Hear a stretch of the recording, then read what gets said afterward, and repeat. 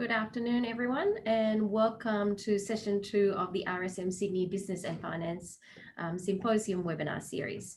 My name is Arlene Kristianto. I am a partner here in the Sydney office of RSM and a director in the Business Advisory Division. I will be your moderator today. In our daily working life at RSM, customers are at the center of our business. So I'm very excited at the topic of this year's symposium and particularly to today's session. The topic will certainly be relevant and resonate quite well for all of us in attendance. Before I start introducing our presenter today, just a couple of housekeeping matters. The webinar is being recorded and will be made available to all participants along with the presentation slides and materials, related materials. It will run for about an hour. All participants will be muted, and there will be a Q&A at the end. So if you have any questions you want to ask Katja, our presenter today, please pop them in the chat box. I will monitor those and ask Katja those questions at the end of the presentation. So feel free to put it in that chat box and we'll address them at the end. So without further ado, today's session, Business as Unusual, Transformation, Transforming Towards Customer Obsession, will be presented by Katja Forbes. I've had the privilege of knowing Katja for a number of years now through both of our involvement in the CEO Institute, and have been very impressed with her great business mind as well as passion in what she does. Katja is an Australian pioneer in the field of experience design and all of its components, research, emerging technology, as well as service design. So customer experience and user experience are right up her alley. She's the managing director of Designit Australia and New Zealand, Wipro Limited strategic design firm who work with ambitious brands to create products, services, systems, and spaces that will impact the lives of others. Katja also serves as an international director on the Global Board of Interaction Design Association and is the co-founder of the IXDA Sydney. She is a sought-after keynote speaker for various organizations and associations. Every time I speak to her, she's just been doing a presentation somewhere else. So it is very privileged of us to have her today. She's presented in the Interaction Latin America, Design Up Bangalore, Women in Design, Leaders in Heels, Women in Commerce, Code Like a Girl, Inaugural CMO, the list continues. But not only that, Katja has also been named as one of the 100 Women of Influence by Westpac and the Australian Financial Review in 2016. She's one of the top 10 Australian Women Entrepreneur 2018 by My Entrepreneur magazine. And as recent as last month, she was included as one of the top 100 Australian professionals by the Top 100 magazine. So I could go on, but I think we should probably start with the topic of today. Katja's session will reorientate your view of your business and finance through the lens of customer obsession and thinking about how you can change your business mindset and operating system for the transformation. Today's topic ties really well with the first series that we had on Tuesday, where Kim Sealing-Smith spoke about human-centric design. And this session will also then set you up for the next two series in the webinar coming up in the next few weeks. Katja will share with us some recent trends that have impacted customer experience, obviously not disregarding the major disruption that we've had, provide you with an operating model for customer obsession and how you can actually take that to your business, into your business practically, and adapt to new customers' behaviors and expectation. At the end of the session, I'm sure you will leave this webinar with some valuable tools and insight that you can readily apply to transform your organization's mindset. So I don't want to take up much more time. I will hand it over to Katja as the expert. Katja, over to you. Oh, Arlene, what an introduction. Thank you so much. That's amazing. Justice. So it's great to be here. Thank you so much, everyone, for deciding to spend some online time with us. I know there are a lot of webinars that you can go to and a lot of people with a lot of content, and I'm very grateful that you chose to be with us today. Before I kick off, I'd really like to acknowledge the traditional owners of the land from which I am currently living and presenting, the Wiradjuri people, and also their leaders and elders, past, present, and future. It would be great to see in the chat, because we're all distributed and all over the place, what other traditional owners we can acknowledge, and I'm sure that there's many from all different locations. I'm going to share my screen, so if you just give me one moment to do so, and then we'll kick off with the presentation. So while I'm getting my screen up, feel free to share your own local acknowledgement of country. Alrighty.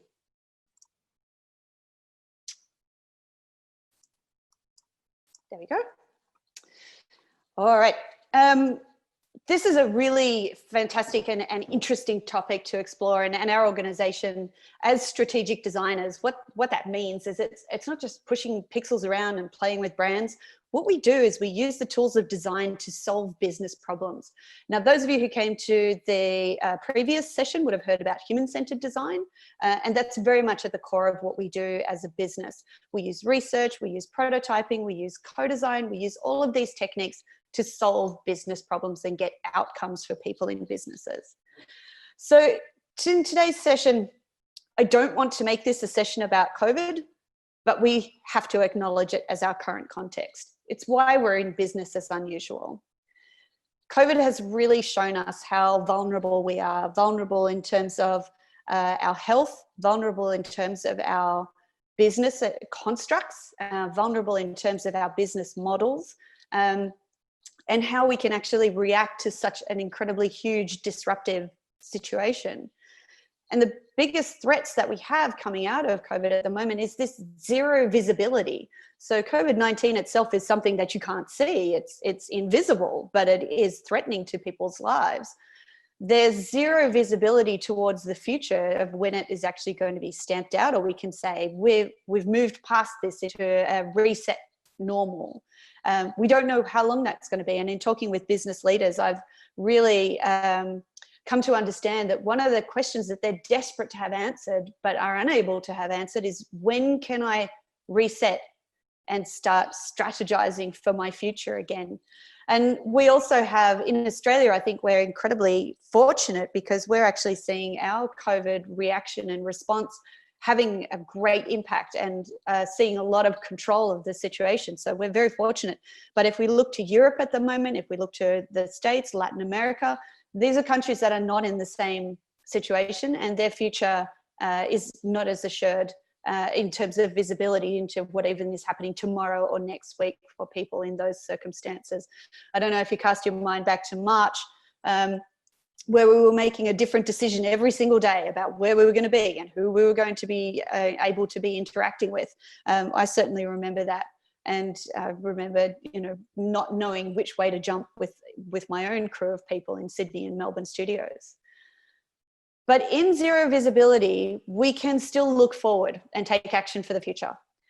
We actually, if we have the human perspective, we can use it to make our decisions and prioritize investment. We can use design tools and human-centered tools such as strategic futures exploration to go, what are all of the possible futures that we can see in front of us? And then from those, pick out what are the probable futures in front of us?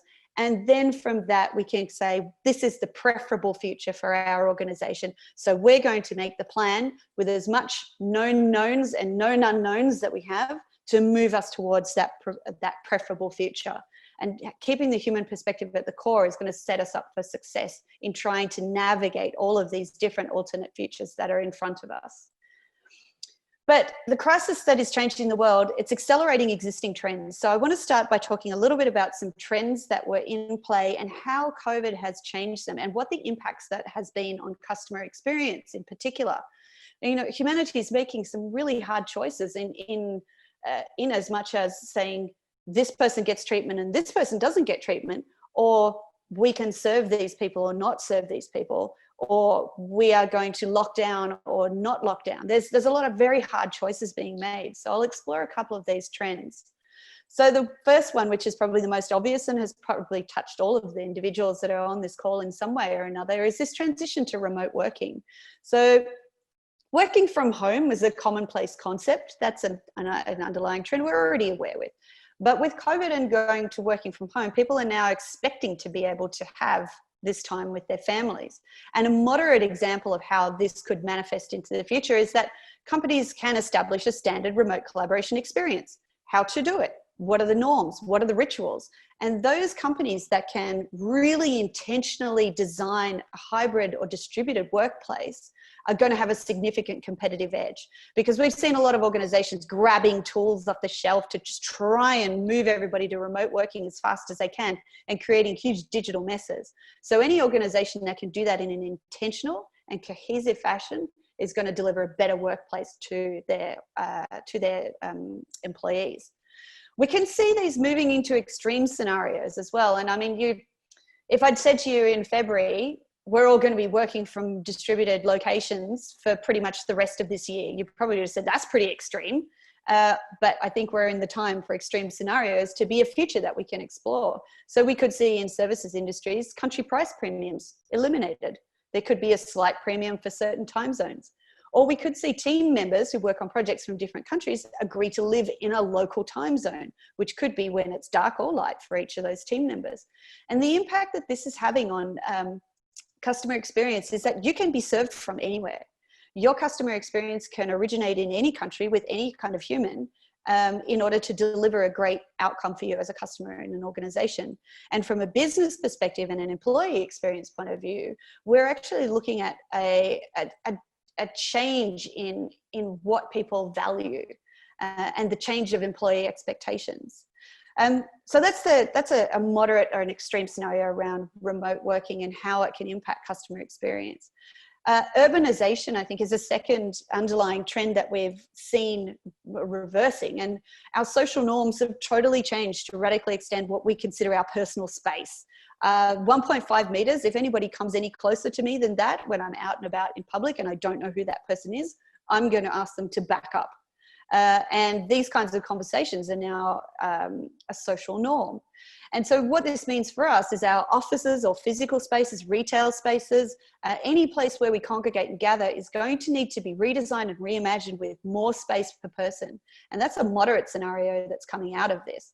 A fairly extreme scenario, and I think that this is actually moving from extreme to moderate, is that urbanization is slowing down in parts of the world. And we're seeing people go, well, if I don't have to work in my office in the city, then I can live anywhere. I'm a case in point there. I live in Orange. I'm in regional New South Wales. It's beautiful. I love it. I go to the office once a month and I effectively manage my business from my country abode. And I think the change that we're going to be seeing in customer experience in that respect is that the virtual customer experience, because people are so distributed, is going to be the first port of call. People reaching out virtually, reaching out through web chats, reaching out through social media channels, because everybody's so distributed and the customer experience answers are going to be coming from distributed places. This is what we're going to see as an impact on customer experience. The face-to-face customer experience is going to be decreasing. It already has, but even more so decreasing. So what we have to ask, if customer experience from a face-to-face perspective is important in our business, is how do we get the same level of connection? How might we get that same level of connection when we're unable to be in the same physical space with the person that we're trying to provide a customer experience for? We're seeing an underlying trend around personal monitoring, and there is a radical acceleration of quantified self applications and devices, and looking at those as a means to do early illness detection. And so we're moving that towards a moderate to extreme scenario. Governments monitoring of citizens will become commonplace, and we accept it because it saves lives. Now, this is, I think you could probably have said this is a pretty extreme scenario previously, but not anymore. And also, in order to work, travel, or even socialize, we have to disclose our health tracking data. That's an extreme scenario, but it's not outside the realms of possibility. And in fact, I think it's very much within the realms of possibility. From a customer experience perspective, I get my temperature taken when I get on the little plane to go back from Orange to Sydney. And that's monitoring my health in order to be able to travel. We are already having to sign into every organization that we go and visit, particularly in the hospitality industry, and make sure that the government can track where we are and what we've been doing and who we've been interacting with to manage the virus. So this is an impediment to a smooth customer experience. If you think, I just used to walk into a bar, now I don't. Now I get stopped at the door. Now I scan a QR code. Now I have to have an interaction with the person who's running the place. Now I have to sit down. So we've seen some very extreme changes to the way that we socialize and what our health tracking data might mean in that circumstance. And there's a shift in employment relationships, absolutely. So every parent on this call who's had to do some homeschooling, imagine if your company created a unique value proposition for you as an employee to handle remote education. How much would you want to work for that company? I did a little remote education for a year 10 student, my stepdaughter. I was as good as saying, "Hey, Edie, are you doing the thing you're supposed to be doing?" And she'd go, "Oh yeah." And I go, "Okay." That's as good as my homeschooling was. I would think that it would be a great value proposition if my employer said, "I'll handle the remote education on your children in the case of an outbreak." But we can also see things in this employment relationships where there could be shortages at supermarkets. We saw that happening here in Australia where everybody went crazy for toilet paper. As an employer, I used our Who Gives a Crap subscription to help out people in our company to get their hands on some toilet paper because we had preferential treatment because we were subscribers. So, companies could be competing to keep their employees and clients safe and stocked with goods. And what about an extreme scenario here where we have employees without children and maybe they get rated as having higher productivity because they don't have these sorts of pressures on them? This is an extreme scenario where new biases could be introduced into an organization and biases that we probably don't want to see. What this means for customer experience is that you need to keep a workforce happy and healthy and able to deliver to customers, because the customer experience that you can deliver is only as good as the tools that you put in the hands of your employees. And the last trend I wanted to just touch on is around these new business models. So we're seeing a need, the way that we work and the way that business operates is completely disrupted, but there is always opportunity in crisis to do things differently and to create new business models. One of our syndicate members was an organization who relied on a conference business model that was face-to-face and went through this situation where that was no longer a viable business model for them to survive as a business. And they completely pivoted and took it online and have had a very successful outcome in relaunching their company as an online conference platform. So thinking about changes to business models has incredibly importantly affected customer experience in the way that it's delivered. So some examples of moderate scenarios here, we might see delivery models not as sustainable because, because everybody's ordering everything online or being delivered to them, maybe they start doing shipping and return fees. The Iconic isn't as cheap as it was. And then we get this last barrier to disintermediation where everybody thinks everything's delivered to them. So we lose all these personal acquaintances. We lose those in the services that we have. That face-to-face customer experience is gone from local stores, from people who served us face-to-face. But we can see extreme scenarios where that all goes wrong and becomes dystopian and we have delivery systems that collapse. I mean, if you look at the US Postal Service, it's under huge stress. The Australian Post Service is under huge stress. Maybe we'll go back to shopping locally because it just takes too long to get what we want delivered to us. And then, really extreme scenarios, we rush the delivery bots and drones through tests and it finally becomes a reality. A safe reality or not, I don't know. But we're looking at customer experience here where everybody wants everything to be delivered to them or to be frictionless in the experience of getting the thing that they want. And we may or may not be able to deliver that to them with the current business models that are in place around, postal services and courier services and things like that. So that's one example of how business models need to change and the impact of that on the types of customer experience that we can apply. So with all of that disruption, how can your businesses actually respond to your challenges, the things that are in your context? And it depends a lot on your mindset. And this also comes from human-centered design. And when I'm talking about a mindset, what I mean are the ideas and the attitudes with which a person approaches a situation. Design thinking is a deeply human process. This is this human-centered design, and it actually taps into abilities that we all have as people, but often get overlooked by more conventional problem-solving practices where you lean Six Sigma people come in and try and do it with their green hat on. Design thinking requires really experimental, collaborative, and optimistic mindsets. And so there's 4 mindsets that I want you to keep in mind as you go forward and start to navigate and continue to navigate the challenges that are coming to your own businesses. So the experimental mindset, we need to be comfortable with experimentation because we have increased uncertainty. The past can no longer predict the future in any way for us. And we really want to be assured that, oh, we did it this way before and it worked, so maybe we'll do that again. But if we use those sorts of prescriptive strategies, we're likely to fail because everything has changed. Normal is not coming back. We can talk about a new normal, but it's going to be completely different because we're reopening our economy in a totally different set of circumstances with reset social norms, with completely different behavioral expectations, with employee expectations change. So we have to experiment. We have to figure out what can we try and see if it's going to work. We're going to be better if we collaborate. The COVID economics really impact all the demand and supply, the ways of working across every single industry. Nothing is untouched. And we want to create sustainable and inclusive solutions, and we will do that better if we are collaborative. Even reaching out to people who you would consider competitors, reaching out to people who might have different viewpoints of yours and be at the opposite end of the spectrum of your viewpoints. Collaborating brings diversity of thought to your problem. And optimism is real and needed because while all of the COVID epidemiology is very scientific, the economics are driven by human subjectivity. The market goes up and down based on how the market feels about things. And it's really affected by this mindset of optimism. And I think that optimism by design, like really deliberate, intentional optimism, is going to play a very tangible role for us. And the future is human. It's challenging humanity to go beyond profit-driven transactions and create value-driven relationships.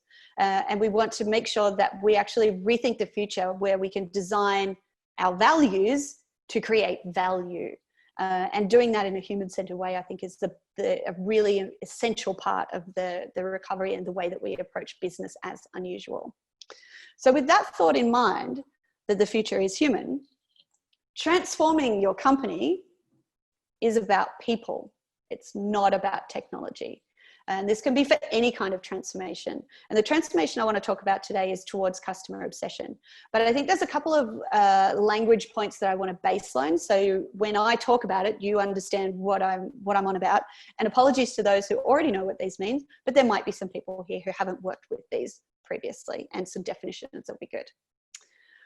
I know you've probably all heard about user experience and customer experience and service design, and they've seen Venn diagrams of capabilities overlaid on each other, and had designers come up to you with a bunch of jargon, and I don't think we do any favors for ourselves as design practitioners by making up more terminology for us all to work through. So I'll just define 3 of those that matter to me in my day-to-day practice and matter to you in the tools that you're going to use to transform towards customer obsession.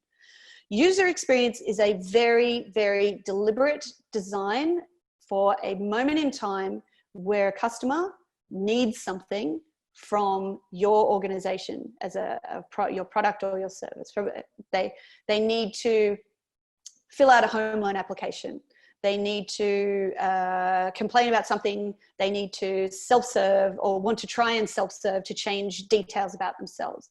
Now that's user experience, designing for that touch point, that moment in time where they need something from you. Now, a touch point is not a channel, because we talk about channels like, mobile channels and retail physical space channels. And for example, a banking app, online banking using your computer could be another channel. Then the retail space where the bank branch is, that's another channel. The call center is another channel. Now, this touch point is not a channel. It is a moment in time, and user experience is designing for that moment in time intentionally to support whatever task they're trying to do. Customer experience is many moments in time. It's actually the experience that a customer has with your brand from the very start all the way through all of their different interactions to the very end of where they achieve the thing that they're trying to do. And it's from their perspective. So this example is a hotel example. So it has a hotel reception channel, a website channel, and a mobile app channel. The customer experience, this is the very, very simplistic journey. This customer journey starts at the website, goes to the mobile app, into the hotel reception to check in, uses the mobile app to get into the room, checks out at the reception. And this customer journey shows all of the things that happen across the experience. And when you get a little bit more complex with the visualization of these, you can show pains, gains, experience, how everybody's emotionally feeling about it. And it collates all of that information into something that tells you where you can improve things, what's working and what's not working from the customer's point of view across the whole journey of interaction with your product and service.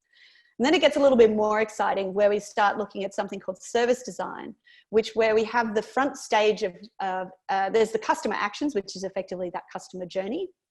And there's the employee actions that sit on the front stage that support that. So the customer action of booking a hotel room, what are the things that happen on the front stage? And the front stage can be your digital channel, so the mobile app or something that they use to make that booking.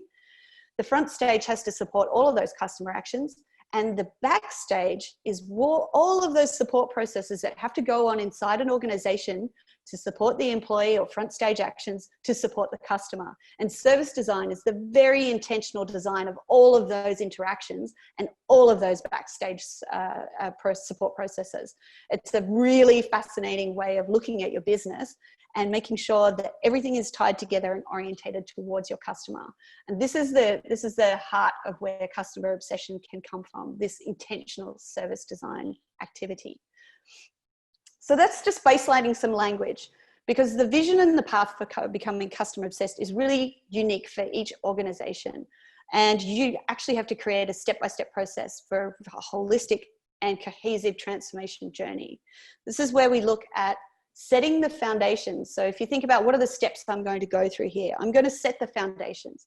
So when we're talking about customer obsession, we're talking about both the front and back end dimensions of your organization, like that service design blueprint there, showing what's happening on that front stage and intentionally designing the backstage to support it.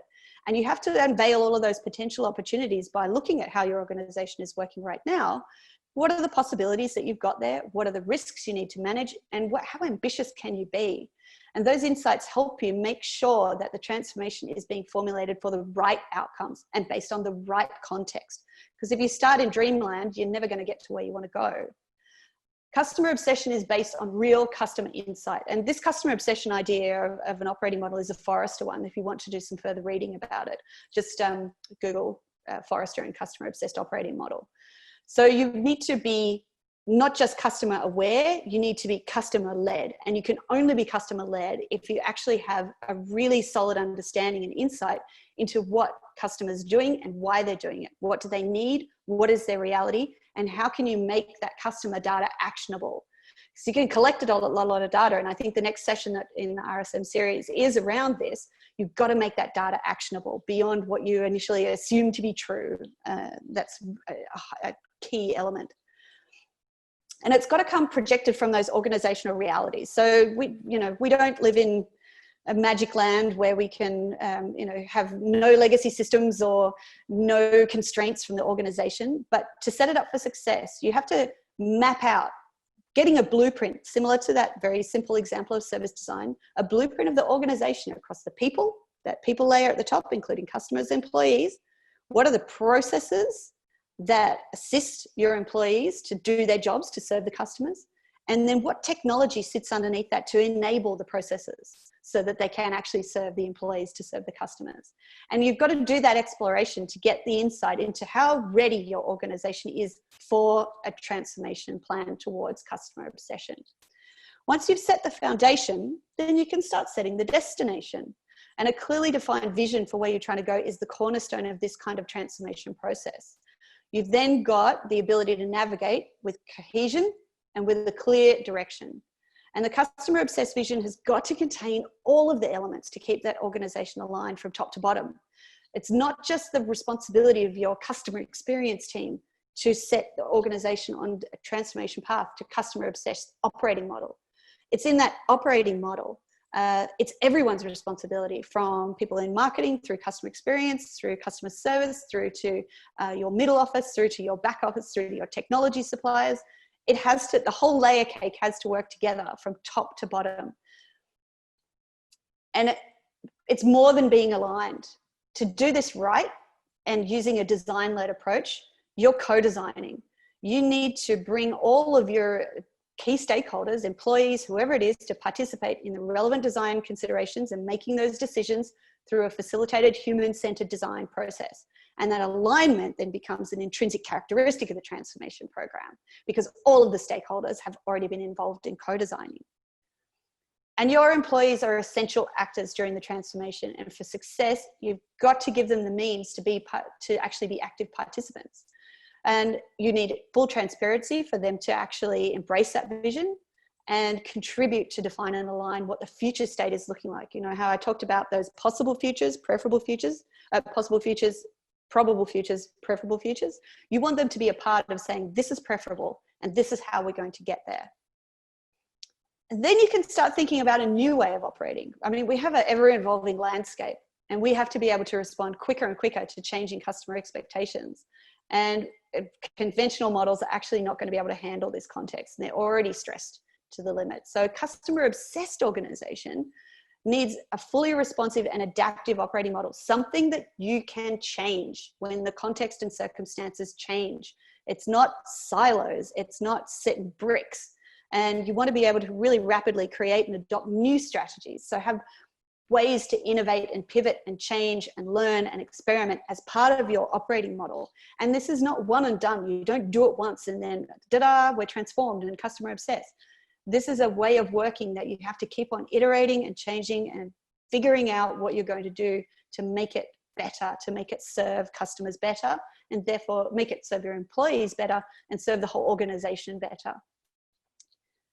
People are always the first consideration, and understanding your cultural and soft realities around your employees is an essential factor. Otherwise, you will not get buy-in, you will not be able to grow new capabilities, and you won't be able to get in the talent that you want. So prioritizing people in this situation empowers employees to drive that transformation for you and accelerate that adoption of the new culture and operating model. And the adoption is the key thing here. Transformations fail because people do not adopt whatever it is you're trying to transform, because change is hard, and you have to respect the fact that change is hard. And for some people, it's going to be so hard that they don't want to do it. And the change is always difficult for people for whom the existing system is working perfectly. So you need to figure out how you're going to navigate that change. And that's an incredibly important part of becoming customer obsessed as an operating model. And putting in place processes that empower teams. So creating an employee experience that empowers them to go the extra mile for the customer. Give them the power and autonomy to solve customer problems, to make decisions, to create that sense of mastery of their abilities and tasks.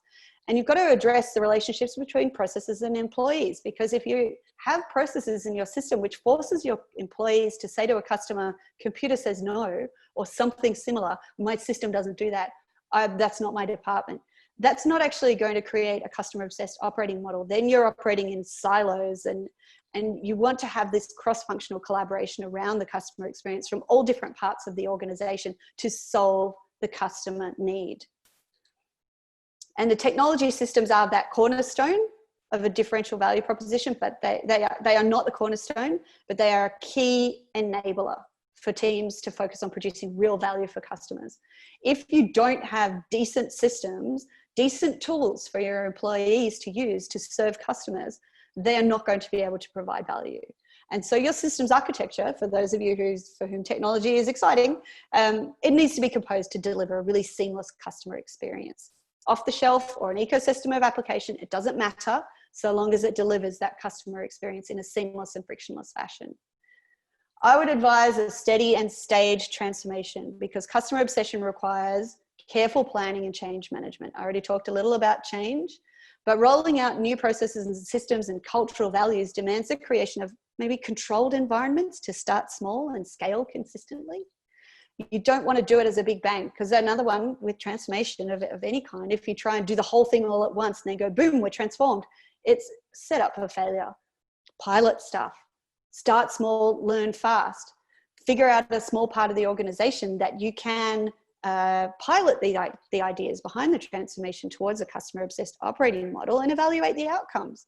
That way the potential risks are also bounded.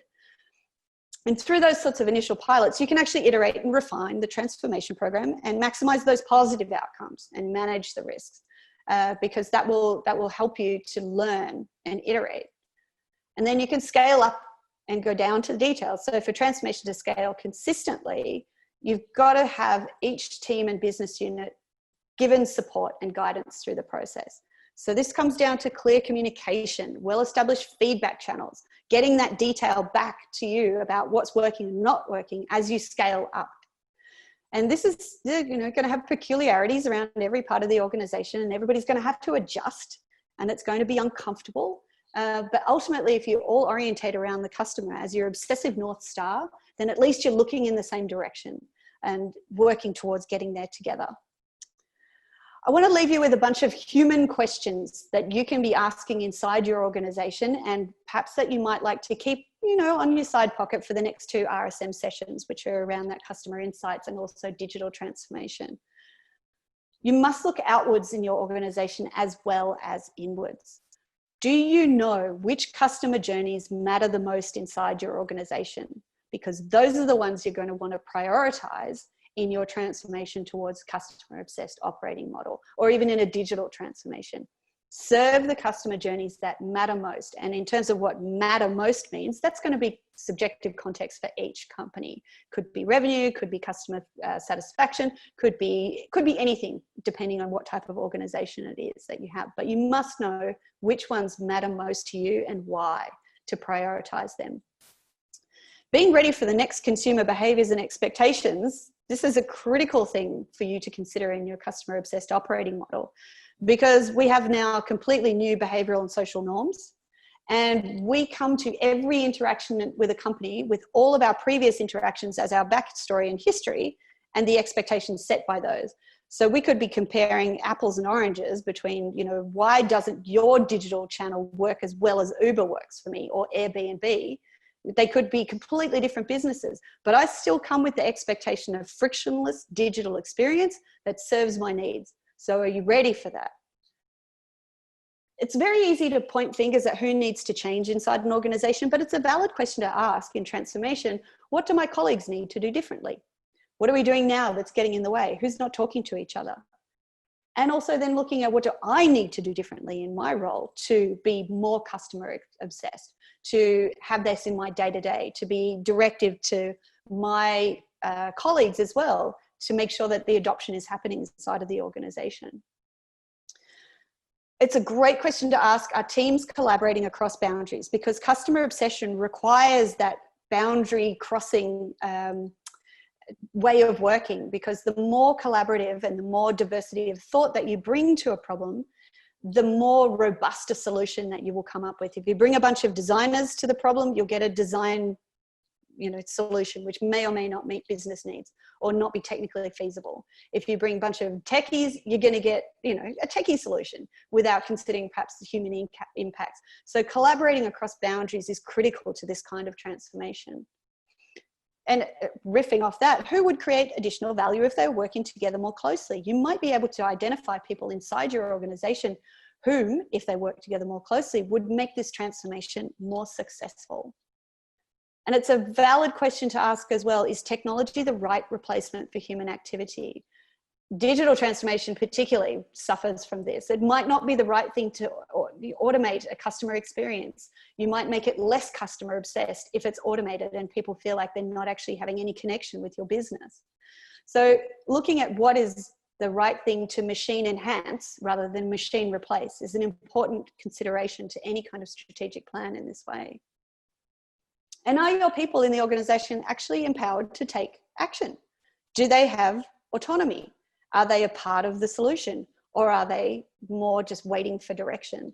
You need to actually embolden and empower people in the transformation process, co-designing together what your organization can look like. And all great transformations will need a leader. So the other thing you need to do is identify who's the leader in your organization. I think it usually sits with the C-suite and then trickles down from there, because it's not, a transformation is not something that you can do from the middle up or from the bottom up. These sorts of transformations need a leader who has the authority in the organization to say, this is what we're doing, everyone follow me. So who will lead in your organization? Who's the right person for that? Customer obsession is going to fundamentally change how work gets done in your organization if you choose to put it in as the operating model that you want to take forward. It's going to change how your organization is going to interact with customers, and it's going to change how decisions in the organization are made, because if you have a customer obsessed operating model, you will be making all of your decisions around what you know about your customers and what you need to achieve to deliver value to your customers. So if you want to take this on as a way of working, and if you read the Forrester articles, organizations who don't take on customer obsession are just going to be on a slow slide to mediocrity and irrelevance in this current competitive, very competitive and rapidly changing market. You're going to need to get ready to do things differently. Ask me how. We work on this all the time with all sorts of businesses and industries. And with that, thank you so much for your time and your attention, and really happy to answer any questions that we've got. Thanks, Katja. There's quite a few thought-provoking stuff in there. There's a lot. There's a lot. Yeah, and I do like how you have structured some of the how to do it as well. Yes, hopefully there's some takeaways for people to think about, how to actually achieve this in their organization. And everybody, it's not easy. This is not easy. So, don't feel bad. Well, maybe that's probably a very good lead in into one of our questions then. Where or how do I start in this journey of changing the mindset of the organization so that it is customer obsessed? Yeah, so the hint's in the title, customer. You must start with a deep and authentic understanding of what your customer needs are and what their priorities are and what they think value means to them from your products or services or business. How do you deliver value to them? Do you even know if you deliver value to them? So the absolute jumping off point is to really get that deep understanding of what your customers think value looks like to them, and then make sure that you're delivering it. And if you're not delivering it, then saying, here's how we're not delivering value to customers, and we need to change the organization to do that. In order to do that, we must do X, Y, and Z depending on your organizational context. But I would absolutely start with the customer and really getting that very deep insight. And I'm excited that the next session after this is really around, well, how do you do that? Yeah. And is there any thoughts around, do you think, is there a need for business structures to change to become customer obsessed? Yes. So the most simplistic example, I guess, that I can give around it is that most large organizations are set up in silos. And silos inside businesses make sense. They make sense because you put the like-minded and process-orientated people together to do the thing that they're supposed to do. And because they're all trying to do the same thing, it's more efficient. But what you create there are boundaries between capabilities inside organizations to be able to deliver value for customers. And I'm sure that everybody on this call has had a moment in time where they've gotten in touch with their telco supplier and said, I need to do this thing. And they've said, that's not what I do, or that's not in my department. I'm going to have to hand you off to someone else. And creating an organization based on silos for business efficiencies is the way that you do not deliver frictionless value to customers. If you have a business that is created solely around maybe customer journeys, so there's a group of people who are trying to deliver for a particular customer journey and the value that needs to be created in that journey, then everybody's aligned around the customer journey rather than these are my processes in my silo that I do. So it's really changing that business model, and I think it's hugely necessary, because most organizations are where we see ethical breaches, where we see the organization serving itself, where we see them getting huge fines for bad behavior. It's because they don't take a customer obsessed view to the way that they work. They're working for their own business efficiencies to get their own business outcomes. And you will actually get better business outcomes if you deliver more value to customers, because that's what we're all here for. Yeah. I've got a couple of more questions which I wanted to ask you if I can. One of the attendees actually asking about, there's obviously a trend of offshoring customer calls in the past based on purely cost savings rather than customer needs or experience. So through COVID, some of these companies are actually bringing it back onshore, but they're still not getting the customer experience. Do you have any experience or comments around that? Yeah, so this is there's a constant argument about whether offshoring stuff is valuable and good, and it depends on how you do it, and it depends on how supported those people are. If they're not supported and they're not trained properly to be able to deliver a customer experience in the context that it has to be delivered, then you're going to get a poor situation. So if onshore or offshore, it doesn't matter if your organization is broken and siloed and doesn't understand the customer journey that it's trying to provide a service for. So it doesn't matter if you have somebody who's offshore, in the Philippines trying to deliver a customer experience, and they're doing it in a siloed, broken organization that's oriented around itself and its own efficiencies. You bring that back from the Philippines to Australia, you've got the same problems, which is probably why you're not getting any kind of, customer experience uplift. You have to actually reorientate the way that the organization delivers value around the customer journey. And then the person in the Philippines, if they're orientated around the customer journey, they're naturally going to be able to provide a better customer experience. Same for anybody who's onshore. And I think that's really where it's going wrong. And if people are bringing things back onshore, it's not because it's an onshore, the offshore onshore model doesn't work. It's because their organization isn't set up around delivering customer value. And that's what their focus is. It's still set up around efficiency gains, particular siloed business outcomes. That I think is where that one's falling to the wayside. And you spoke a couple of times about obviously the changing customer behavior and expectation. And I think early on you mentioned that customers are most likely becoming more disconnected because we can't do the face-to-face. But in terms of the trends, is it just the speeding up of having less face-to-face, because the youth of today are doing a lot of the things through their smart devices? They're not kind of doing a lot of it face-to-face. So in terms of thinking about our businesses, is it better to then start designing to set up for the next generation of leaders? I think you have to look at who your actual target customer is. If your target customer and how your target customer behaves.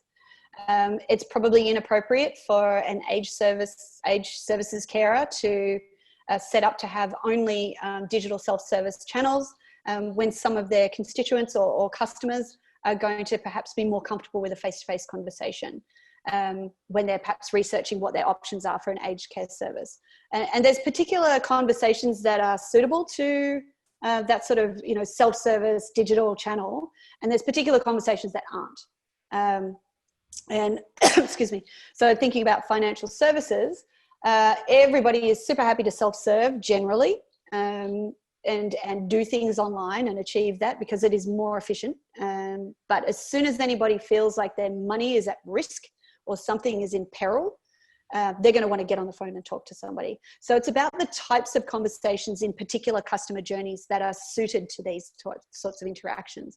And there's probably more interactions that we can be doing through our self-service and digital channels, but there's going to be points in time, and it's unique to each business as to what those touch points are, where that face-to-face interaction, it can't be replaced. I think that you need to understand your customer journey really properly to go, this stuff all belongs in our digital self-service channels, or in without a face-to-face interaction, or even on the phone interaction. All of this stuff can be handled over there. This stuff, because of these things that our customers need or do, or the deep emotional connection that they might have to talking about this thing. These are the things in the customer journey that we must actually still create face-to-face or, human connection opportunities to resolve, so that we're still delivering value. Because the value at this touch point in the customer journey is the interaction with the human in our business. Yeah. Okay. I think on that point, you're probably right on time for us to wrap up. I'm a professional. Exactly. Thank you so much for sharing your ideas and your expertise with us, everyone in attendance. Just a quick reminder for the attendees, the session has been recorded, and it will be made available by the end of the week of the recording, and also the presentation materials. When you leave the webinar, if we can ask you to answer a 1-minute survey, that would be very valuable for us to kind of learn from that as well, and for future events. Thank you again, Katja, and very engaging discussion, and we took a lot out of today's session, and thank you for taking time to join us today, everybody. Have a good afternoon. You're very welcome.